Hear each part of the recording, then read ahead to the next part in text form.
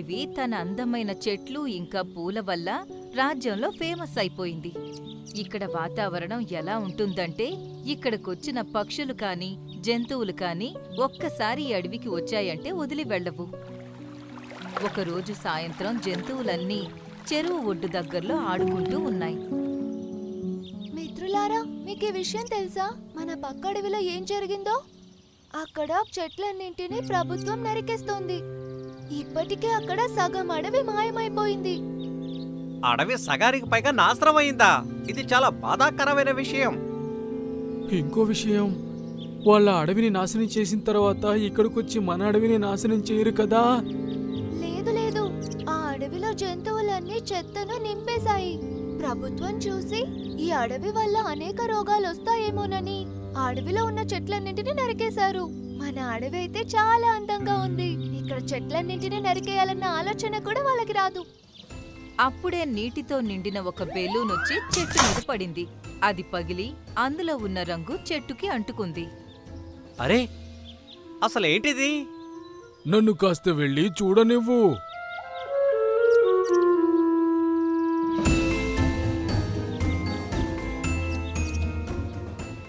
రాము ఏనుగు తన తొండాన్ని చెట్టుకు ఆనించి చెక్ చేసింది. ఇది ఒక జిగట పదార్థం. అప్పుడే గాల్లో నుండి ఇంకొన్ని బెలూన్స్ వచ్చి ఒక్కొక్కటి ఒక్కొక్క చెట్టు పైన పడ్డాయి.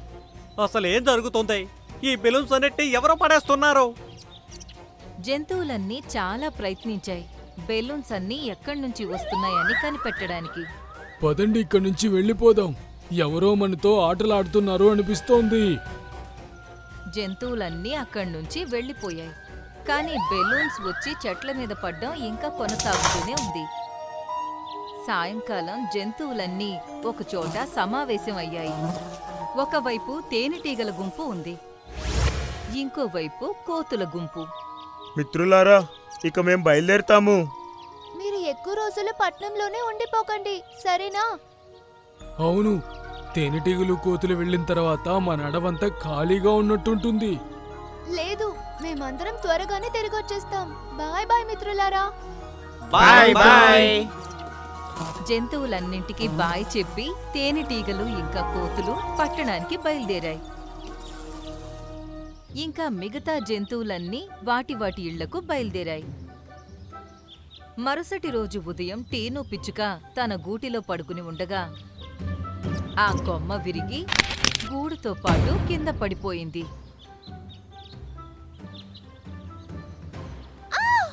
ఏంటిది? నా గూడు ఉన్న కొమ్మ ఎలా విరిగిపోయింది? వెళ్ళి చెట్టు పైన చూసింది. దానికి అక్కడ ఆకుపచ్చ రంగులో ఏదో కనిపించింది. అరే, ఈ చెట్టు మీదకి గ్రీన్ కలర్ ఎలా వచ్చింది? అది చుట్టుపక్కల చూస్తే చెట్ల అన్నిటిపైన ఆకుపచ్చ రంగులో దుర్వాసనతో ఏదో కనిపించింది. మెల్లమెల్లగా అన్ని జంతువులకు ఈ విషయం తెలిసింది. అందుకు ఒకచోట సమావేశమయ్యాయి. నాకు అర్థమే కావట్లేదు, మన అడవిలో ఉన్న చెట్లన్నీ ఇంత గ్రీన్ గా, ఇంత బలహీనంగా ఎలా మారుతున్నాయో. మనం దేని గురించి ఒకసారి రాము ఏనుగుతో మాట్లాడాలి. తనకు దేని గురించి ఏమైనా తెలిసే ఉండొచ్చు. అప్పుడే రాము ఏనుగు కూడా అక్కడికొచ్చింది. నాకు దీని గురించి తెలుసని మీకందరికీ ఎందుకు అలా అనిపిస్తోంది? ఎందుకంటే నువ్వు మాకన్నా పెద్దవాడివి. అంటే దీని అర్థం నువ్వే మా అందరిలో చాలా తెలివైన వాడివి. అది విని రాము ఏనుగు నవ్వుకుని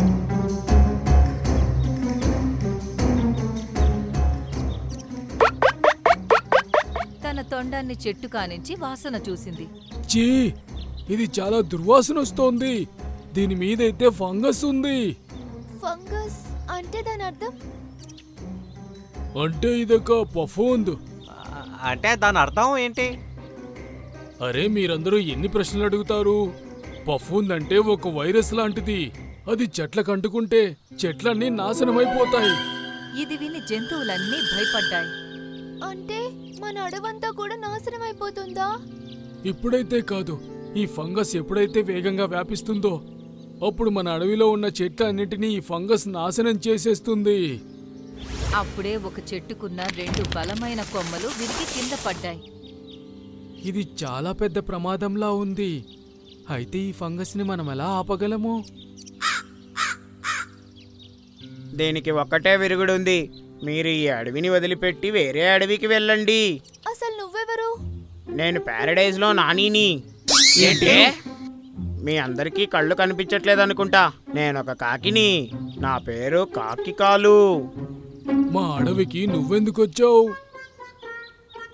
నేను ఇక్కడి నుంచి వెళ్తూ ఉన్నానా, నా ముక్కుని ఇబ్బంది పెట్టే వాసన నాకు తగిలింది. నేను అనుకున్నాను జంతువులైతే మందు తాగవు కదా, అయితే ఈ దుర్వాసన ఎక్కడి నుంచి వస్తుంది అనుకుంటూ కిందికి వచ్చాను. అయితే నువ్వు మమ్మల్ని ఎక్కడికి పంపించాలనుకుంటున్నావు? నేను మీకు ఒక గుహని చూపిస్తాను. ఆ గుహ లోపలికి వెళ్ళి నడుస్తూనే ఉండండి. తర్వాత ఆ గుహ ద్వారము బ్లూ ల్యాండ్ అడవికి తీసుకెళ్తుంది. అక్కడ మీరు సంతోషంగా ఉండొచ్చు. నాకు ఈ నిర్ణయం సరైంది కాదనిపిస్తుంది.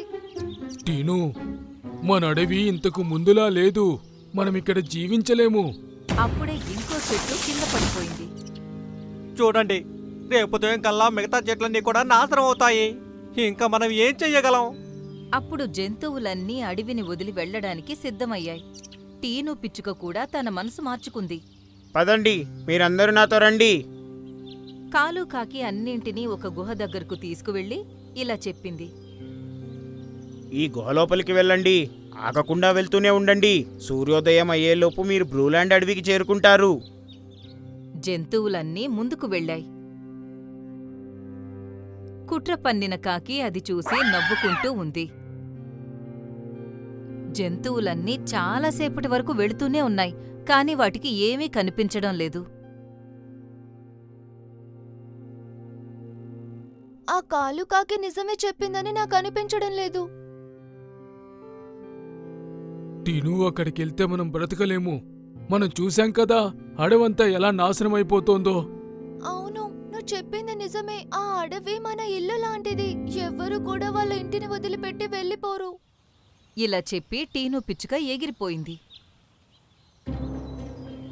ఒకవైపు కాలు కాకి అడవిలో ఒంటరిగా ఉంది.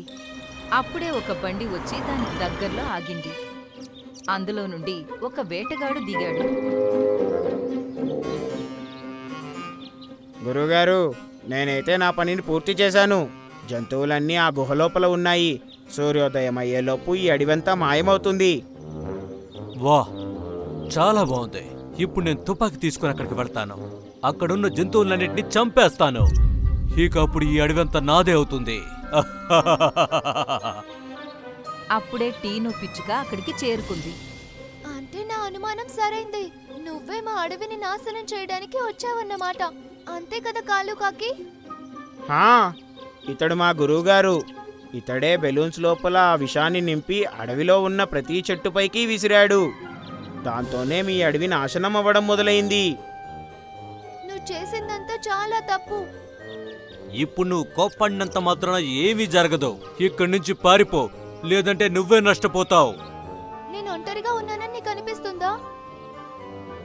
తను అలా చెప్పేలోపే దాక్కుని ఉన్న జంతువులన్నీ అక్కడికి చేరుకున్నాయి. అరే, మీరందరూ వెనక్కిలా వచ్చారు?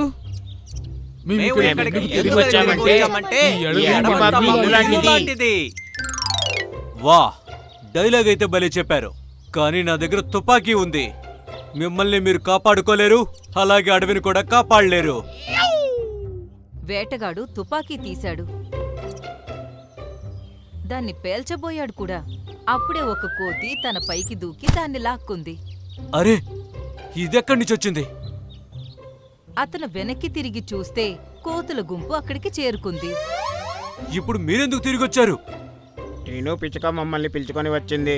నువ్వు చూస్తూ ఉండు. మా ఇంటిని ఎవరైనా నాశనం చేయాలని చూస్తే వాళ్ళకి ఏ గతి పట్టిస్తామో. తేనెటీగలు. అప్పుడు తేనెటీగలన్నీ కలిసి వేటగాణ్ణి చుట్టుముట్టాయి. ఇప్పుడు ఈ తేనెటీగలు ఎక్కడి నుంచి వచ్చాయి? పరిగెత్తండి. అప్పుడు ఈగలన్నీ కలిసి వేటగాణ్ణి చుట్టుముట్టాయి. ఆ! అయ్యో దేవుడా! ఆ! ఆ! అతన్ని గట్టిగా కుట్టేశాయి. నన్ను క్షమించండి, నేను తప్పు చేశాను. అయితే ఇప్పుడు త్వరగా చెప్పు, ఈ ఫంగస్ ని ఎలా ఆపాలి? నా బండిలో ఒక డ్రమ్ ఉంది. ఆ డ్రమ్ములో నూనె ఉంది. ఆ నూనె వాడితే ఈ ఫంగస్ అంతా మాయమైపోతుంది. మిత్రులారా, త్వరగా పదండి. కోతులన్నీ కలిసి బండిలో ఉన్న డ్రమ్ని కిందకి దించి